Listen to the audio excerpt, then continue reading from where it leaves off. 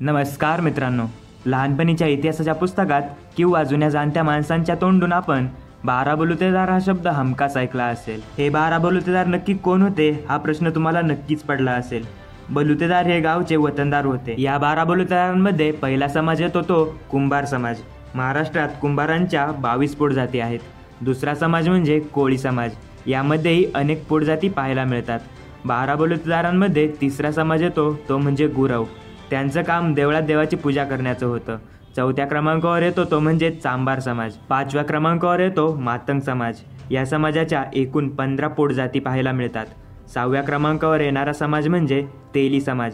सातव्या क्रमांकावर येतो न्हावी समाज। आत्ताच्या काळात शहरात कटिंग हा ट्रेंड असल्यामुळेच शहरात इतर लोकही हा व्यवसाय करतात, पण आजही आपल्या गावी केस कापण्याचं काम हे न्हावी काकाच करतात। पुढे 8व्या क्रमांकावर येतो परीट समाज, ज्यांचं काम कपडे धुणं व इस्त्री करणं होतं।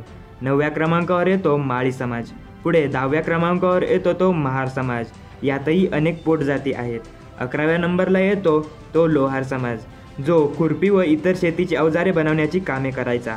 आणि शेवटी येतो तो म्हणजे सुतार समाज, जो लाकडी वस्तू व अवजारे बनवण्याची कामे करायचा। तर मित्रांनो, ही होती 12 बलुतेदारी, जी त्या काळी शेतकऱ्याला त्याच्या गरजा भागवण्यासाठी आणि वस्तूंची देवाणघेवाण करण्यासाठी एक सिस्टीम म्हणून काम करत होती। व्हिडिओ आवडला असेल तर लाईक करा। भेटूया आणखी एका नवीन व्हिडिओ सोबत। तोपर्यंत जय जिजाऊ जय शिवराय।